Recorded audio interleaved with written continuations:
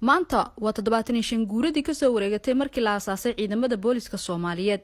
waxaana cutubyo ka tirsan ciidanka boolisku gaada ka ciyaar ku soo bandhigeen garoonka kubadda cagta ee Banaadir ee magaalada Muqdisho ciidanka booliska ayaa shacabkii daawanayay dabaaldegooda u soo bandhigay habka waxqabadkooda iyo awoodda ciidankooda garoonka ay soo buuxdhaafiyeen qaybaha bulshada waxa goobjoog ka ahaa madaxweynaha Soomaaliya Maxamed Cabdullaahi Farmaajo mas'uuliyiin ka socday labada gole wasiiro iyo waliba diblomaasiyiin ka socday safaaradaha beesha caalamka ku leeyihiin magaalada Muqdisho muuqaalka cutubiyada ciidanka booliska waxa barbar soconayay muuqaal qurux badan oo ay soo bandhigeen carruurta ay ka geeriyoodeen haliyadii booliska ciidanka booliska oo maanta soo bandhigay wax ka duwan wixii hore looga bartay waxa hambalyo u diray madaxweyne Maxamed Cabdullaahi Farmaajo oo sheegay in dawladdiisu ay ahmiyad gooniya siin doonto dhismaha ciidanka booliska iyo dhammaan ciidamada qalabka sida عليكم ورحمة الله وبركاته وحان هلكا ربانا إن كيما هاد عليو يضو عيد كولال بدو الجروه ساعة بدو الجوكتان آدي إن كيما هاد عليا الله ما هتكره وشورت قليي دقان سنة قوري تضواتني الشهادة كسور آساسكي ciidamada booliska Soomaaliyeed waxaan leeyahay hambaliyo guud ahaan saraakiil xigeenada dableyda iyo qoysaskooda meel kasta ee Soomaaliya ciidamada booliska Soomaaliyeed waa hooyadii ciidamada qalabka sida waa asaasihii hogga ciidamada suufta iyo ciidamada sirdoonka ciidamada booliska waxay soo mareen marxalado kala duwan iyo duruufo aad iyo aad u adag weliba ay tahay 30 sano ugu dambeysay laakiin waxaa xusid mudan inaan sheegno ciidamada booliska intoo dabar adeegeen inay u soo noqdaan dib ugu soo noqdaan ciidamadoodii dib ugu soo noqdaan waxaan doonayaa inaan halka ka sheego inta badan waxaan sheegnaa xun inta badan waxaan sheegnaa waxaan ficnayn laakiin waa inaan bilaawno inaan sheegno waxa wanaagsan oo ciidankeena booliiska ay qabteen inaan sheegno oo aan ku faanno ciidanka booliiska leeyihiin halyeeyo ilaahay qarnimada Soomaaliyeed halyeeyadaas waa idinka oo u dhabar adeegay duruufihii adkaa ee dalku soo maray oo diiday inaad ka qayb gashaan dagaaladii sokeeye oo aad badbaadiseen qarnimada Soomaaliyeed dadkaasi waxaa ugu horreeya oo aan doonaynaa inaan tilmaanno oo naga tirsan oo badbaadiyey qarnimada Soomaaliyeed iyo hantida Soomaaliyeed waxaa ka mid ah Generaal Jaamac Cilmi Maxamed oo halkaas fadhiya oo badbaadiyey kaydkii ciidanka booliiska Soomaaliyeed laga soo bilaabo markii ugu horreysay oo la aasay oo hal isan ka lumin sidii booliiska oo hooyadii ciidanka qalabka sida loo aasay wuxuu naga mudan yahay salaan wuxuu naga mudan yahay xushmo wuxuu naga mudan yahay wax walba oo dalkan uu leeyahay maxaa yeelay waa rikood kaliya hadda hay marka loo fiiriyo ciidanka qalabka sida lama sheego magaciisa waa inaan sheegno Generaal Jaamac inuu badbaadiyey institutionka inuu badbaadiyey oo qof walba oo soo maray ciidanka booliiska taariikhdiisa iyo waxba la hayo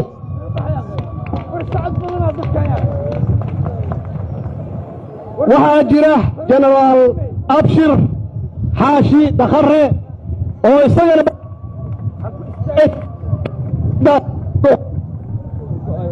ku jiraan wadaniyada lahayd taariikhii Soomaali waxaa badbaadiyey Abshir oo ka mid ah ciidamada booliiska Soomaaliyeed waa aliyay Soomaaliyeed taariikhdii Soomaaliyeed waa badbaaday waxaa badbaadiyey nin idinkeeda ka tirsan yaa badbaadiyey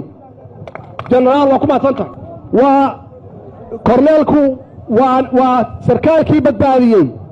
kaydkii wasaaradda arrimaha dibadda ee sirta ahaa waana ciidanka idinkeeda ka tirsan waxaa intaas dheer dadkaasi waa astaan qaran weeye oo loo baahan yahay cid walba oo Soomaaliyeed inay sheegto bumbuuniso wanaaggooda iyo waxay qabteen haddayna sheegin halyeeyadeenna dadkeena oo wanaagsan haddayna sheegin waxaan idiin sheegayaa oo xaqiiqo ah inaan lahaanaynin taariikh waxaan ka sheekaynaa oo ka hadalnaa qof dhib sameeyey waa inaan bilaawno inaan sheegno oo ku tartanno dadka wanaagga ka shaqeeyey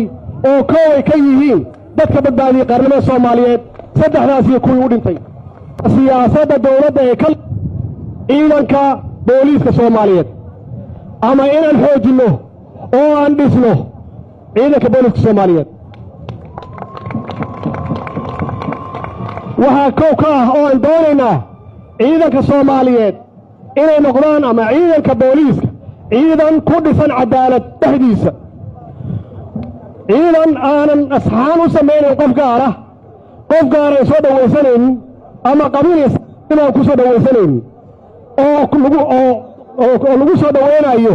qofkaas waxtarkiisa Soomaalinimadiisa wadaniyadiisa kartidiisa iyo aqoontiisa oo aan doonayno inaan tababarro badan furno haddii Ilaah yiraahdo waxaan doonaynaa inaan ciidanka booliiska qalabayno oo aan u dhammaystirno agabka iyo wax alle waxay u baahan yihiin sidaad maanta ku aragteen bandhigii halkan ay boolisku soo dhigeen intaasna waa tusaale kooban weyn waxaa intaas dheer inaan xaqiijinno xuquuqdooda inaan xaqiijinno oo ciidanka booliiska iyo guud ahaan ciidanka qalabka sida aan xuquuqdooda aan xaqiijinno oo aan u dhammaystirno hadday tahay mushaaharaad hadday tahay caafimaad iyo hadday tahay daryeel kale insha Allah haddii Ilaah yiraahdo kii naga geeriyooda kii naga baxa caruurtiisa annaga ka mas'uula sida caruurteena halkan joogto kale oo maanta noo sameynayay wacdaraha iyo mahrajaanka noo sameynayay waxaan halkaas idinku darayaa Generaal Bashiir iyo Generaal Bashiir Goobe iyagu naftigooda caruurtaasi ahaan jireen halkaasay ka yimaadeen marka kii naga baxa caruurtiisa annaga ka mas'uula annaga korinayna waxbarashadooda iyo noloshooda annaga siinayna haddii ay noo koraanna waxaan siinaynaa muhiimadda ugu sarraysa hadday noqoto shaqooyinka dawladda maxaa yeelay wadaniyiin halgamayaal yaa dhalay waxaa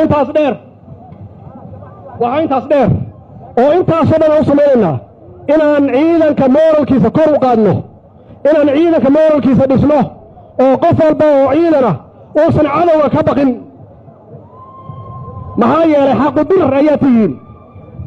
waxaad u dhimanaysaan dalkiinna waxaad u dhimanaysaan dadkiinna waxaad u dhimanaysaan diintiinna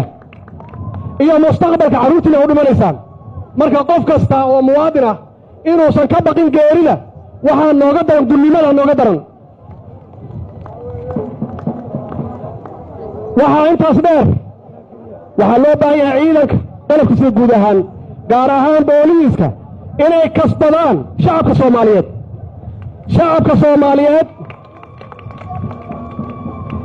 shacabka soomaaliyeed haddaynan haysan oo taageeradooda kalsoonidooda aynan haysan xooggiinu wuxuu noqonayaa tacab khasaaru noqonayaa maxaa yeelay annagu ma haysanno 100 kun 200 kun oo ciidan ma haysanno waxaan haysanno aan awoodno waa idinka haddii shacabka soomaaliyeed aynan haysan guushii way fogaanaysaa waxaanad ku haysan kartaan shacabka soomaaliyeed cadaaladda shacabka soomaaliyeed waxaa ku haranaysa taageeradooda iyo kalsoonidooda inay cadaalad u samaysaan maxaa yeelay cadaaladdu waxay ka bilaabanaysaa stationka booliiska ayay ka bilaabanaysaa markii hooyo ama ilmaha ooyaya idin yimaadaan ama qof dhibaataysan waxaan rabaa dadkaas cadaaladooda inaad siisaan oo oobiga ninka fadhiya inuu wax saxa ka qoro wax rasmi ah ka qoro qofka daalinka ah oo dhibka wadana la soo qabto cadaaladdu meeshaas ka bilaabanaysaa si ay dioo baaraysana inay si sax u baarto oo aysan maleegin evidensiga xaqiiqda aysan maleegin ay run ka sheegto ay u gudbiso marka xeer ilaaliyaha ilaa maxkamadda cadaaladdu waxay ka bilaabatay hoos idinkeedii ka bilaabatay shacabka soomaaliya haddaad doonaysaan inaad hanataan niyaddooda iyo taageeradooda waxaa loo baahan yahay inaad cadaalad ku dhaqdaan inaad cadaalad u samaysaan waxaa ku xiga oo loo baahan yahay shacabka soomaaliya idinka filayaan inaad u naxariisataan inaad gargaartaan koo tabarta yar ambalaasadaan arkaynay haddaad arkataan qof dhibaataysan inaynan gudbin oo horay ka qaadaan qof inaad horay ka qaadaan qof xanuunsan inaad horay ka qaad haddaad aragtaan buq waayeeloo dhaqaaqi laad kicisa waxa weeye farqiga noo dhexeeya annaga iyo kuwa ah oo ilaahay iimaanka ka qaaday oo diinta ah oo naxariista lahayn farqiga noo dhexeeya tii gudaha waa sheegay ciidanka booliiska dhexdiisa laga oo qofka la dallacsiinayo lagu dallacsiiyo aqoontiisa kartidiisa wadaniyadiisa iyo xirfadiisa lagu dallacsiiyo oo aan lagu dallacsiinin qof siyaasiga warqad soo qoray aan lagu dallacsiinin tan labaad inaad kalsooni ka raadisaan shacabka soomaaliyeed maxaa yeelay iyaga weeye waxaan difaacayno iyaga weeye waxaan rabnaa inaan difaacno tan saddexaad iskaashiga caalamka waxaa laga rabaa jaanka iyo saraakiishiisu inay xoogga saaraan inay caalamka la macaamilaan oo heshiisyo la soo gaaraan oo keeni naga fakada halkan ay dib noogu soo celin karaan meel kasta ay joogaan adduunka ugu dambayntii shacabka soomaaliyeed waxaan kula dardaarmayaa wiilashaan waa wiilasheennii waad arkaysaan maanta waxay noo soo bandhigeen waad maqlayseen inay naftooda u hurayaan difaaca dalkooda iyo degaankeenna inay u hurayaan shacabka soomaaliyeed waxaan weyddiisanaynaa inay gacan siiyaan ciidamada qalabka sida booliiska iyo xoogga iyo nabad sugidda iyo taliska maxaan ku raahdaa asluubta kulligood inay siiyaan oo ay gacan siiyaan oo ay la shaqeeyaan maxaa yeelay maalin walba waa noo dhimanayaan oo naftooda noo halligayaan waxaa la doonayaa marka annagana inaan garab ku siinno si hawshooda aan ugu fuudeenno